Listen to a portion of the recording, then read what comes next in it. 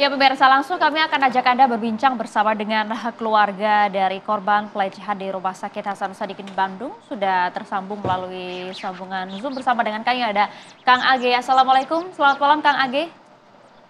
Waalaikumsalam. Waalaikumsalam warahmatullahi wabarakatuh. Ya, terima kasih sudah bergabung bersama kami di Catatan Demokrasi Kang Age. Kami pertama-tama menyampaikan turut berduka cita atas meninggalnya ayahanda dan juga apa yang kemudian menimpa adik Anda Kang Ade.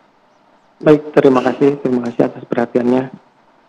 Ya, Kang, kami juga ingin tahu, kami harap juga kemudian Kang Age juga bisa bercerita mengenai hal ini. Betul tidak kemudian sempat ada permintaan damai dari pelaku kepada Anda dan juga keluarga, Kang Age? Betul, sempat ada permintaan damai itu sebelum kasus ini naik ke Polda ya, itu. Baik. Iming-imingnya apa Kang Age dari pihak keluarga pelaku atau siapa sebenarnya yang menawari damai ini siapa? Orang tua dari pelaku, istrinya atau siapa Kang Age? Adik korban dan pengacara. Adik pelaku ya Kang ya? Ya, ada betul. tawaran uang Kang? Punten Kang? Saat itu ada. Berapa? Ada penawaran. Nominalnya? Waktu itu mereka menawarkan, nggak apa-apa saya sebutkan ya? Silakan Kang. Kita buka-bukaan aja Kang ya, disebutkan saja berapa Kang? Mereka menawarkan di 100 juta. 100 juta rupiah Kang, punten Kang, kami ulang Kang. Pada awal itu. Dan kita waktu itu hanya keluarga, tidak didampingi oleh siapa-siapa. Nah, keputusan kita ketemu dengan keluarga pelaku ini juga setelah laporan kita, mohon maaf sekali, setelah beberapa kali laporan kita belum ada respon dari kepolisian itu. Jadi untuk itu menurut kita berhadapan dengan rumah sakit besar gitu, yang bisa aja, mohon maaf sekali, bisa aja barang bukti dihilangkan gitu. Itu yang kepentingan kami ya pada saat itu, makanya kita terima keluarga pelaku untuk ketemu. Itu mungkin. Baik, Kang Agi sambil diatur juga jarak antara mulut sama sumber suara Kang, agar narasumber di sini juga bisa mendengar secara jelas, jangan terlalu dekat juga Kang Agi. Tapi kami ingin tahu seperti ini Kang Agi, dengan iming-iming 100 juta, apa alasan keluarga akhirnya menolak dan ingin kasus ini diusut tuntas, tidak mau tutup mulut sama sekali, Kang Agi? Saat itu dan kan kita ada negosiasi sebetulnya. Ada negosiasi dengan keluarga pelaku yang dijanjikan akhirnya akan memberikan sebesar 200 juta. Oh. Gitu. Dan setelah pertemuan itu, keesokan harinya lost contact ya. Kita ketemu lagi itu setelah 2 hari, kalau nggak salah 2 hari pertemuan pertama, kita ketemu di area rumah sakit bahwa keluarga pelaku menolak perdamaian, dan kita waktu itu juga meminta surat perjanjian itu dibatalkan dan dikembalikan ke kita gitu. Ada perjanjian itu, tapi sampai saat itu tidak dikembalikan. Itu mungkin. Oke, baik. Kang Age, artinya di sini agar jelas juga publik menangkapnya ya, bahwa keluarga korban betul-betul menolak tawaran damai tersebut sejak awal, begitu Kang Age? Awal kita terima karena mereka juga datang dengan tujuan kemanusiaan ya, mengembalikan apa yang pemulihan. disampaikan pada saat itu Kang Age? Mungkin boleh dijabarkan begitu agar clear juga di sini? Ya, sebetulnya kita juga tahu bahwa kasus ini bukan delik aduan.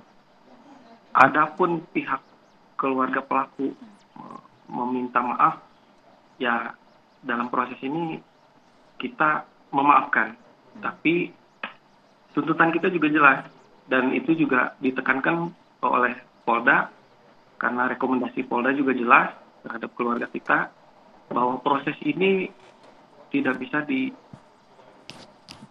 harus tetap jalan gitu. Baik, Kang Age. Di sini ada 2 psikolog, ada psikolog forensik dan juga psikolog klinis. Mungkin kita, Mbak Melisa, boleh silakan interaksi sama Age. Selamat malam, Bapak. Maaf. Ya, saya dengan Melisa Grace. Pertama kali saya mengucapkan turut berduka cita ya Pak atas kepergian dari almarhum ayahandanya Bapak, begitu. Terima kasih. Oke, yang saya ingin tanyakan, saya juga turut prihatin atas apa yang menimpa dari FH, adiknya Bapak. Yang saya tanyakan bagaimana kondisi FH saat ini, Pak? Kondisi NPH saat ini masih ada tekanan, namun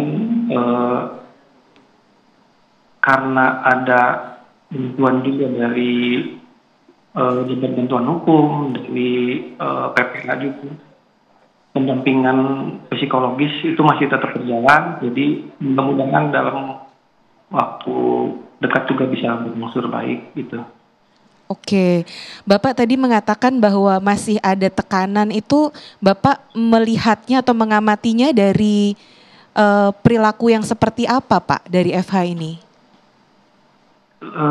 Lebih tertutup sih mungkin. Jadi ada perubahan perilaku begitu ya Pak? Perubahan perilaku, terutama kasus ini viral. Setelah kasus ini viral. Oke, setelah kasus ini viral, ada perubahan perilaku lebih tertutup. Lalu apakah ada perubahan-perubahan kebiasaan lain Pak yang dilakukan FH?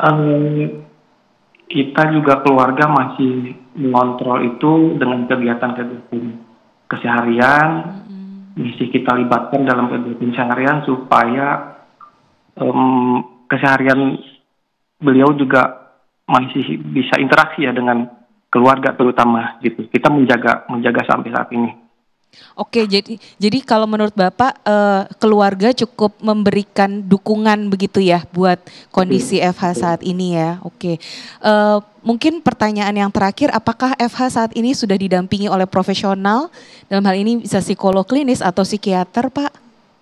Untuk pemulihan trauma ini dari UPTD PPI juga dari awal khusus dari beberapa hari setelah kasus itu PTD PPI melalui Rumah Sakit Hasan Sadikin kombinasi juga dengan Polda Jabar itu tindakannya menurut kami udah cukup ya untuk korban, udah cukup, masalah rehabilitasinya udah cukup, dan sekarang juga didampingi oleh Jabar Bantuan Hukum. Kita juga berterima kasih atas perhatiannya untuk mendampingi kami keluarga dan korban, begitu.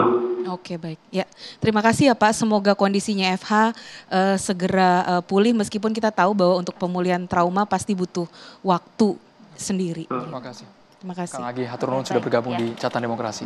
Ya, Mas Reza, kalau kemudian kita mendengar tadi bagaimana pernyataan dari pihak keluarga, bahkan hingga saat ini rasa trauma itu juga masih ada, Mas Reza. Mengapa kalau Anda melihat ya, pelaku ini bisa melakukan hal ini padahal ya ibaratnya kita bisa sampaikan ini masih dalam masa PPDS, calon dokter spesialis, melakukan hal ini di rumah sakit pula, Kang Reza?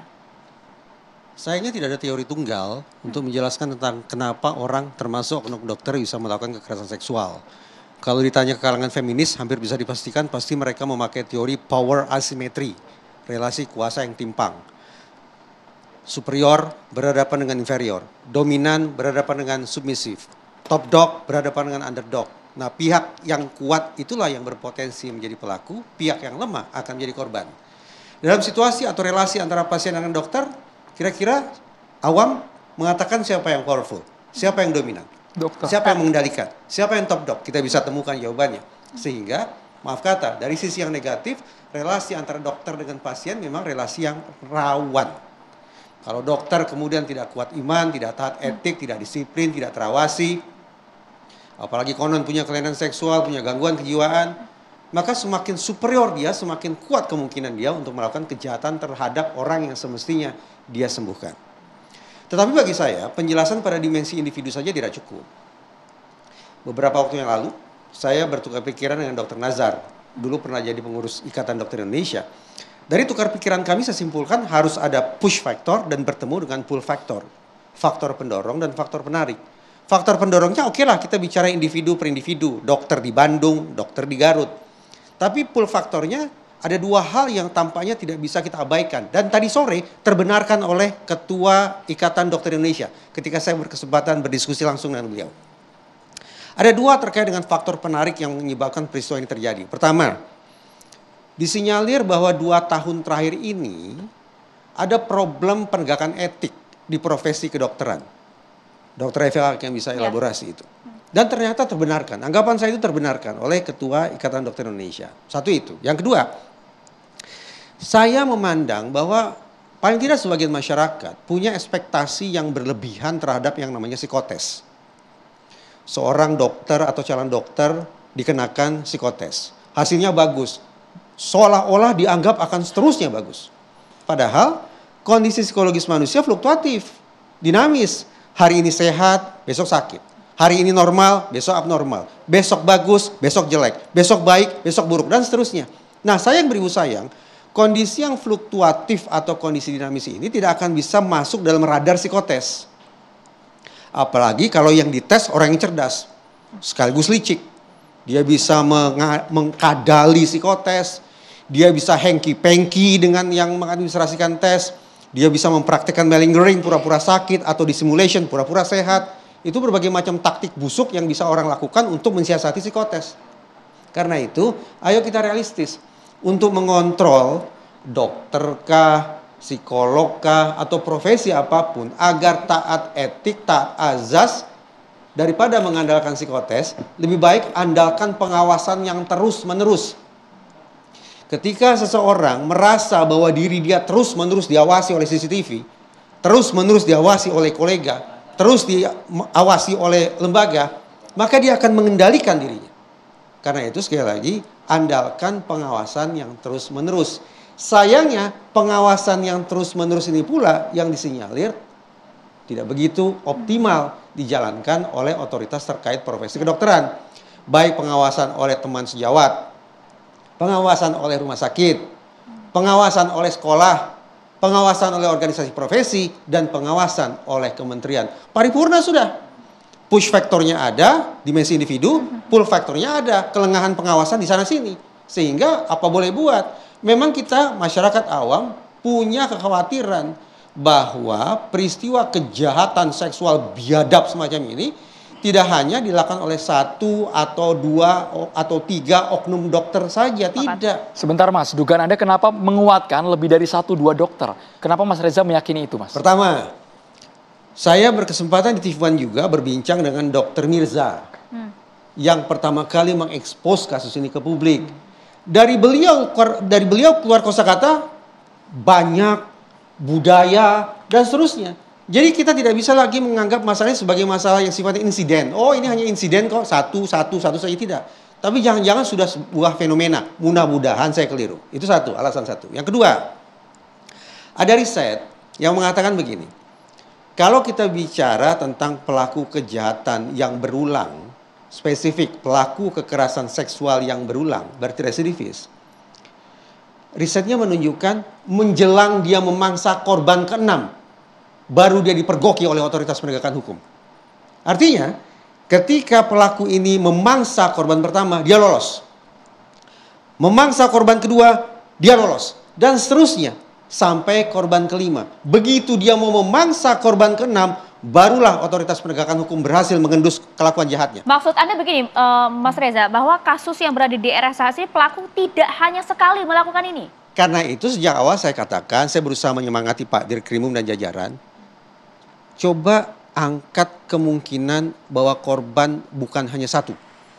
Kefasihan oknum dokter Bandung ini mengindikasikan dia sudah belajar betul untuk menjadi kriminal. Dia pilih waktu yang ideal, jam 1 dini hari, ketika secara umum manusia ingin istirahat, lengah, satpam lengah, kolega lengah, dan seterusnya. Yang kedua, dia pilih Lokasi. gedung yang barangkali relatif aman, dalam pengertian tidak dikunjungi oleh banyak orang. Dan saya tidak tahu bagaimana cara dia menyiasati keluarnya obat bius dari unit farmasi. Saya tidak tahu caranya bagaimana. Tapi paling tidak ini menunjukkan bahwa, atau paling tidak mengindikasikan, pelaku ini sudah fasih. Kefasihan untuk melakukan kebiadaban macam itu adalah hasil proses belajar. Dalam pengertian melakukan kejahatan berulang. Pernyataan Mas Reza cukup menakutkan kami, artinya korban bisa jadi bukan 1, bukan 2 atau 5 orang, bisa jadi lebih. Karena ia sudah menjadi PPDS 2 semester, Mas, di Rumah Sakit Hasan Sadikin. Kita akan bahas sesaat lagi hanya di Carta Demokrasi, pemirsa.